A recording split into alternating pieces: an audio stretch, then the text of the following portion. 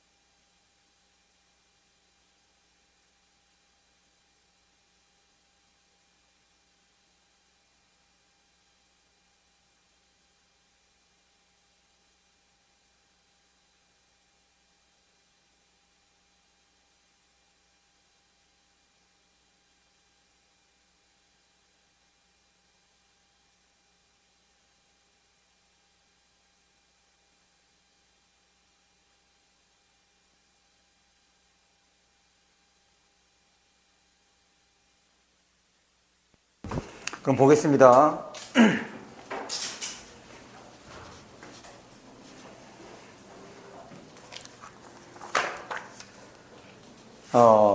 지금 이제 이 작품에서의 주인공은 광문이죠. 그래서 광문이 어떤 성격, 광문이 어떤 캐릭터인지를 여러 사건을 통해서 보여주고 있는 거야. 그래서 처음에는 이제 거지와 관련해서, 그 다음에 두 번째는 그 약국 부자와 관련해서, 그 이후부터의 에피소드들은 짤막짤막하죠. 그래서 요거는 이거거든. 지금 요 주먹의 생김새를, 이걸 이제 캐릭터, 인물이라고 본다면, 하나의 사건에서 한 면만 보여줄 것이냐, 아니면 여러 사건을 통해서 다양한 모습을 보여줄 것이냐, 이렇게 되는 거예요. 이런 거를 뭐라고 하냐면 병렬적, 사파적 병렬적 구성이라고 얘기를 합니다.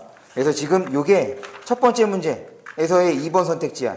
2번, 한 인물에 대한 여러 가지 일화를 제시하여 인물의 캐릭터를 이제 부각하고 그걸 통해서 조선 후기 어떤 인물이 인간상에 필요한지를 얘기하는 거. 그래서 거기에 옆에다가 써주세요. 병렬적 구성이라고. 그래서 요거는 이 작품뿐 아니라 다른 작품에서도 마찬가지입니다. 이 소설에서 병렬적 구성을 취하는 이유가 뭐 때문이냐면 그 인물의 특성을 부각하기 위한 거거든.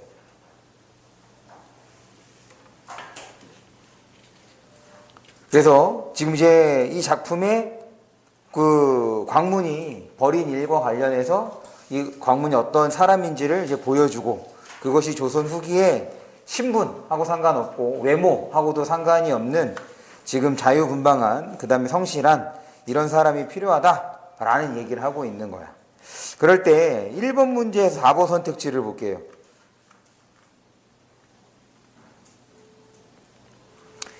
이게 되게 애매한 거야. 이거는 사실 좋은 선택지가 아닙니다. 왜냐면 서술자의 주관적 판단 없이, 서술자의 주관적 판단은 우리는 뭐라고 해? 우리는 그 문학 개념으로서 서술자의 주관적 판단을 뭐라고 하지? 서술자의 개입이나 편집자적 논평이라고 한단 말이야. 그런데 여기서는 서술자의 개입과 편집자적 논평이 없어. 이렇게 선택지를 쓰면 안 돼.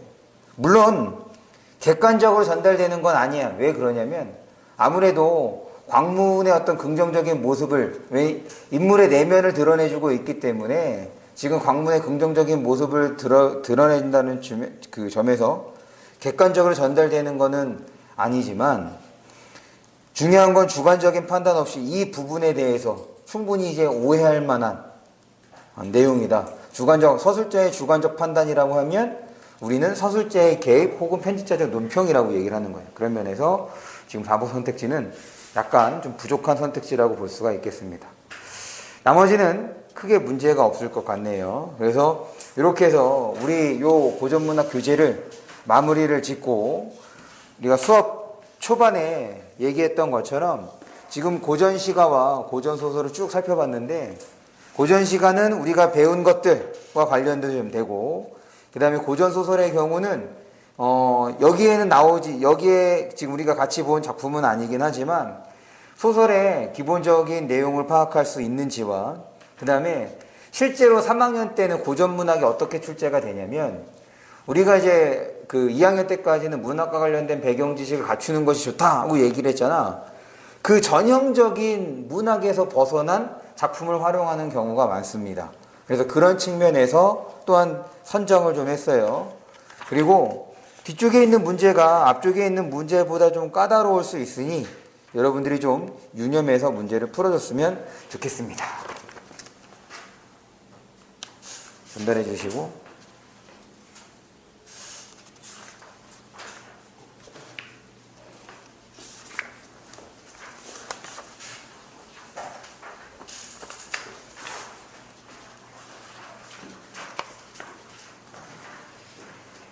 얘를 푸는데 일단 50분까지 풀어보죠.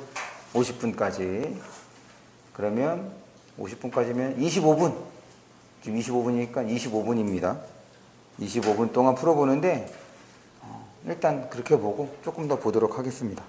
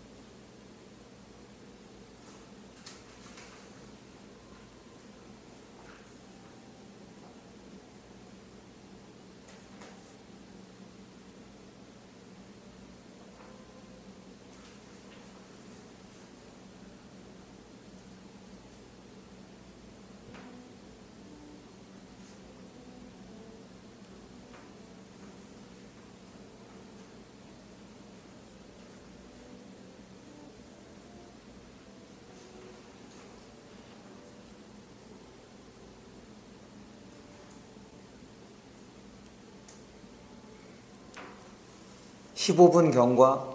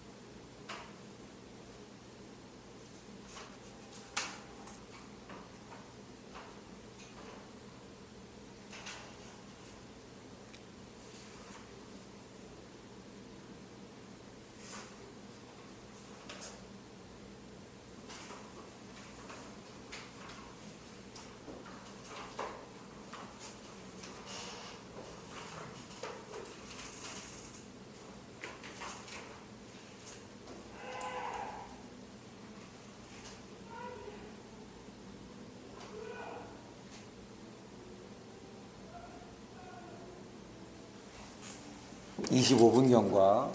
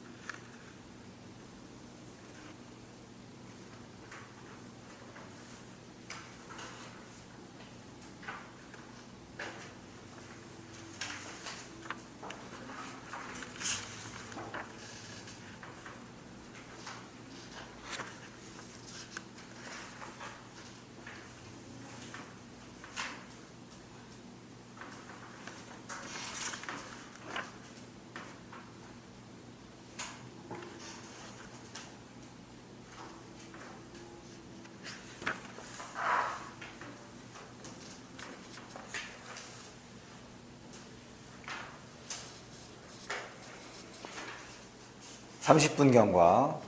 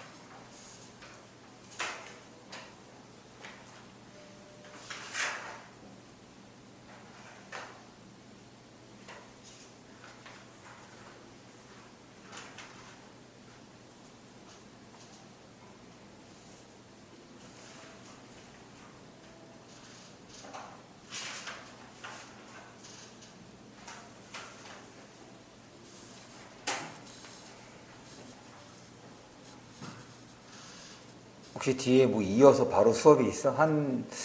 지금 뭐 설명하고 그러면 4시 5분에서 10분 사이? 이 정도가 될 것 같은데. 빠르게 설명을 해도 한 4시 5분은 넘을 것 같아요. 뭐, 없죠? 네. 그럼 5분만 오늘은 더 하는 걸로 하겠습니다. 얼추 다 풀었나?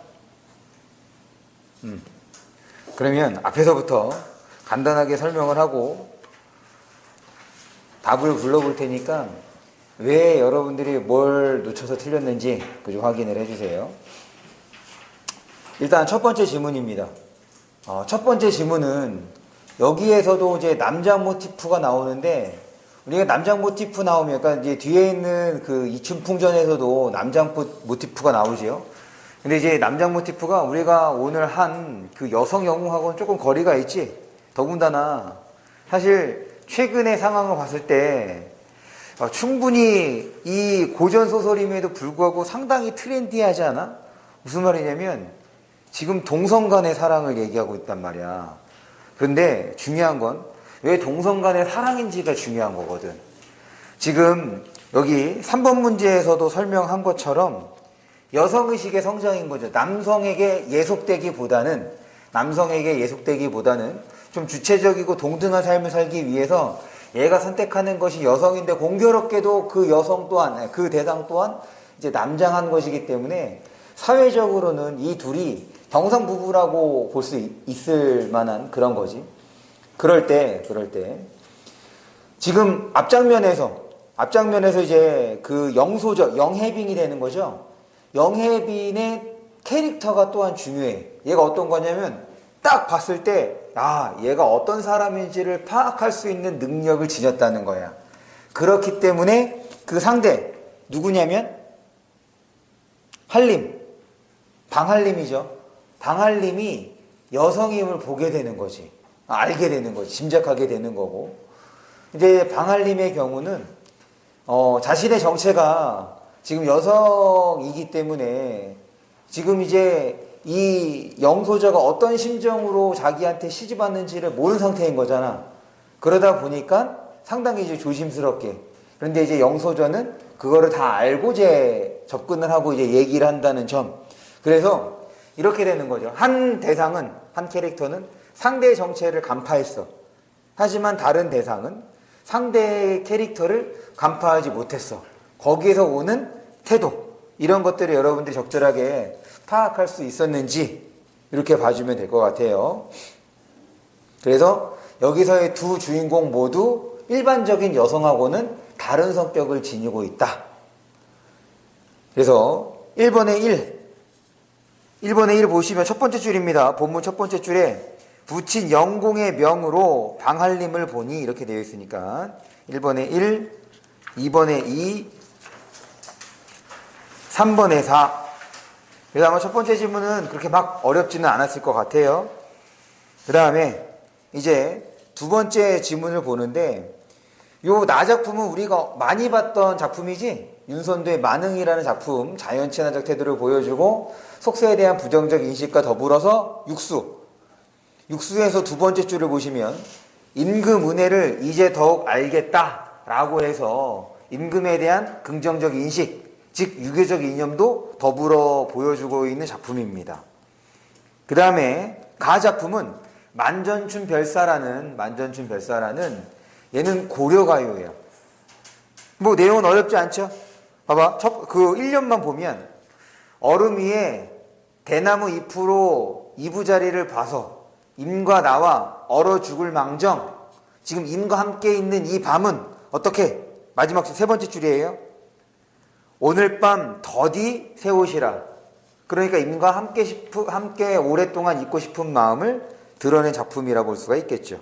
그게 1년인 거고, 2년의 경우는 얘는 이제 대비가 되네. 경공 고침 상해 어느 잠이 오리오. 이걸 통해서 지금 임과 함께 지내고 있지 못하는 상황을 보여주고, 그런 측면에서 도하와랑 반대되는 모습인 거지. 네, 그렇게 처리를 해주시면 되겠습니다. 그래서 4번에 4, 5번에 3, 6번에 2, 그리고 이 정서의 정과정이라는 것도 우리가 공부했던 작품이니까 6번에 2, 그 다음에 7번에 4. 질문은 한꺼번에 받을게요. 그 다음 8번에서 10번 질문은, 얘는 고전소설임에도 불구하고 지금 여기에서 추월이의 캐릭터, 그러니까 돈이 있을 때 춘풍을 대하는 모습과 돈이 떨어지고 난 다음에 춘풍을 대하는 모습이 확 달라졌지. 그러니까 캐릭터의 태도가 달라졌어. 어떤 한 대상을 바라보는, 거기에 대해서 왜 그런 것인지, 돈이 떨어져서 그랬다는 걸 여러분들이 파악할 수 있어야 되는 거고, 반면에 지금 그렇게 달라진 추월의 태도를 따라가지 못하는 인물이 바로 춘풍이 되고 있지. 그래서 그런 춘풍. 그리고 중략 부분 줄거리에서는 그런 춘풍을 도와주는, 구해주는 이제 아내가 등장해. 그러니까 여기에서의 아내의 모습은 우리가 앞에서 보여주고 있다는 점. 근데 여기서도 사회적 활동, 그러니까 지금 남편을 구제하기 위해서는 추월을 혼내줘야 되는데, 혼내주기 위해서는 여성으로서는 혼내줄 수가 없잖아. 그래서 뭐해? 비장이라는, 요거는 이제 관아에서 한 관직이 되는데, 비장이라는 신분과 그 다음에 남장을 하게 되는 거지. 이제 그런 부분에서 여러분들이 반응을 해주면 좋은데, 지금 이 지문과 관련해서 10번 문제가 좋은 문제예요. 10번에 4번 선택지. 요것만 먼저 설명하고 답 불러드릴게요. 10번에 4번이 틀렸어. 지금 어디가 틀렸냐면, 얘는 앞부분이 틀렸는데, 봅니다. 춘풍이 기방을 드나들한 삶을 입지 못해 방안을, 거기다 밑줄 쳐줘. 방안을 기웃거리는 모습을 그린 것에서 우리 본문 봅니다. 지금 기방이 어디에 나왔냐면 4쪽에 오른쪽 지문 첫 번째 줄이에요. 거기에 기방 나오지? 짙은 글씨로. 지금 기방이 들어있는 문장을 보는데 왼쪽 지문 마지막 줄이네요. 왼쪽 지문 마지막 줄입니다. 애고애고 서론지고 찾았어? 그거 아직 읽어볼게. 애고애고 서론지고 이를 장차 어이할까? 세상사가 가소롭다. 나도 한때 오타예요. 나도 한때 경성장부로서 왈자번입내야 더불어 기방에 드나들며 논일더니 지금 뭐하고 있는 거야? 기방을 기울거리는 모습이 아니라 과거에 내가 놀았던 모습을 지금 회상하고 있는 거잖아. 그러니까 지금 그 선택지는 그 4번 선택지는 본문에 나왔던 사실관계를 파악할 수 있었느냐, 알고 있었느냐 이거지. 더군다나 얘는 여기 와서 이거 확인해주면 이거 기웃거리는 것이 아니라 자기가 예전에 그랬던 것을 말로 떠들고 있는 거네 라고 확인해 볼 수 있는 거지. 최근에 이런 방식으로 선택지를 많이 구성하고 있단 말이야. 시간 아까워하지 마시고 돌아와서 확인해 주세요. 짙은 글씨가 됐든 아니면 기역부터 미음 이렇게 구간을 표시한 거는 꼭 돌아와서 확인을 해야 돼. 그거를 시간 아깝다고 하면 한 문제 틀리게 되는 거지. 그렇게 해서 시간을 보내는 건 절대로 시간이 아까운 게 아닙니다. 다시 한번 얘기하지만 국어는 여러분들의 기억력을 테스트하는 게 아니야. 그거 어떻게 다 기억해. 그래서 10번에 틀린 거는 4번이에요. 그래서 이 4번 선택지가 최근의 문학 선택지를 구성하는 방식 기억해 주시고, 앞에 것도 다 불러드릴게요. 8번에 2번, 9번에 3번. 그 다음에 마지막 지문입니다. 마지막 지문에서는 지금 우리가 나 작품은 공부한 적이 없잖아. 그럴 때 이 나 작품은 15번을 통해서 힌트를 많이 얻을 수 있지. 15번 문제 보기를 통해서 힌트를 많이 얻을 수 있습니다. 그리고 지금 작품 감상 그것이 없더라도 대체적으로 이 작품이 그 자연에 대한 긍정적 인식을 드러내고 있음을 파악해 볼 수 있는 거잖아. 그래서 여기에서 좋은 문제는 14번 문제랑 그 다음에 13번 문제입니다. 특히 13번에 3번 선택지. 지금 13번에 3번 선택지 얘기하는 거랑 14번 문제 얘기하는 거, 그리고 10번에서 4번 선택지 얘기하는 게 다 같은 방식이야. 무슨 말이냐면 작품의 겉으로 드러난 정보를 여러분들이 적절하게 파악했는지를 묻는 거라고. 최근에 이런 것들을 강화시키고 있는 추세야. 그러니까 정말 작품 감상을 기본적으로 할 수 있어야 여러분들이 좀 성과를 낼 수 있다는 거, 그걸 좀 확인을 해보는데, 그러면 지금 10번하고 14번만 좀 먼저 설명을 할게요. 14번에 3번 선택지가 이제 틀렸어. 14번에 3번, 13번에 미안해요. 지금 발음이 부정확했네. 13번에 3번입니다. C구간 먼저 볼 거야. 물론 14번에 3번도 틀렸어. 13번에 3번부터 먼저 보면 C구간입니다.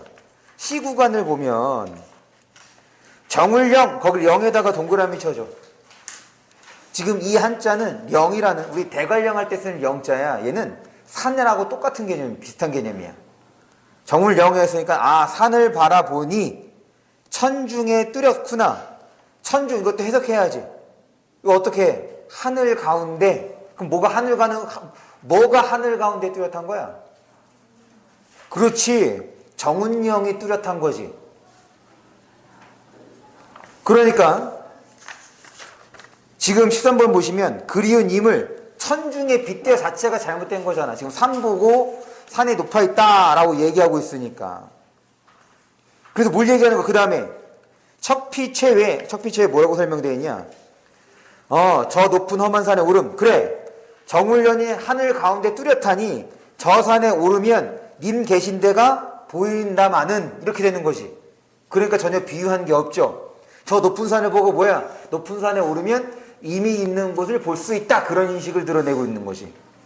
그러니까 얘도 이 부분을 여러분들이 어떻게 해석 감상했는지를 묻고 있는 거잖아. 그럴 때 필요한 게 여러분들에게 령이라는 한자와 천중이라는 한자를 적절하게 해석할 수 있었는지야. 그러니까 고전시가나 고전소설에서 이렇게 한자랑 같이 있는 거 보면 여러분들이 해석을 해야 돼. 특히 천운의 경우는, 천중의 경우는 이 정도는 그냥 천중이라고 그냥 끝내지 마시고 꼭 풀어서 접근을 하셔야 적절하게 감상이 가능하다. 그래서 13번에 3번이 틀린 거예요.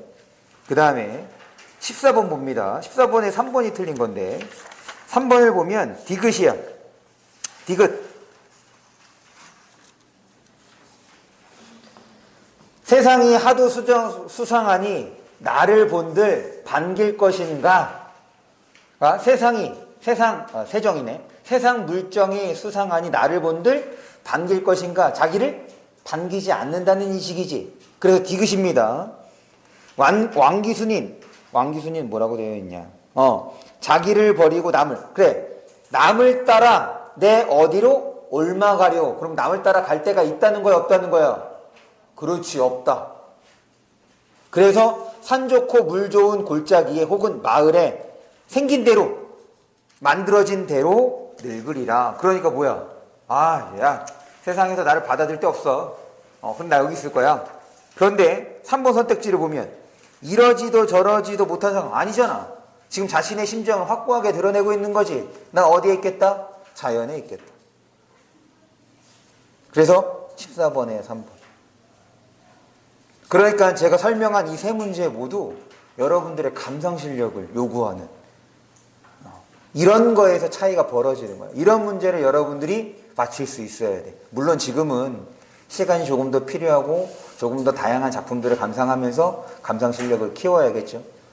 그래서 오늘 고전문학 특강이 마무리되지만 이걸 바탕으로 여러분들이 문제집을 한 거 사세요. 짧은 거. 고전문학. 그래서 한번 풀어봐. 그래서 우리가 배운 것들을 어떻게 적용해 볼 수 있는지. 지금 이것만으로는 부족해. 지금 일부러 좀 여러분들에게 어려울 만한 것들, 그리고 최근에 지금 선택지에서 자주 요구하는 것들을 여러분들에게 이제 풀려보게 한 게, 실제로 이런 문제들을 좀 풀어봐요. 그러니까 쉬운 문제를 풀면 국어에 전혀 도움이 안 돼. 쉬운 거는 언제든 맞출 수 있어. 어려운 문제를 풀어서 맞춰야, 그런 거를 이제 훈련해야 되는데, 사실은 이거 읽어보지 않으면, 문제 풀어보지 않으면 이게 어렵다 싶다가 없잖아. 그러니까 지금 이번에 특강한 내용을 바탕으로 여러분이 좀 더 풀어주세요. 지금 여기에서 벗어나는 내용 없어. 무슨 말이냐면, 고전시가 첫 시간에 설명한 거랑 고전소설 들어오면 설명했던 거 그 외에 여러분들에게 요구하는 무언가는 없다는 거예요.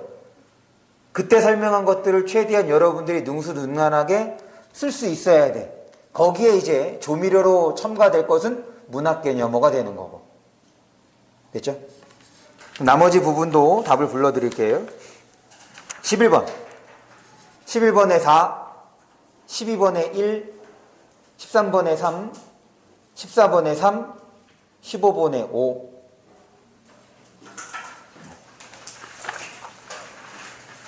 오늘 마지막인데 늦게까지 10분이나 넘겼네. 10분 안 넘기려고 그랬는데. 고생하셨습니다.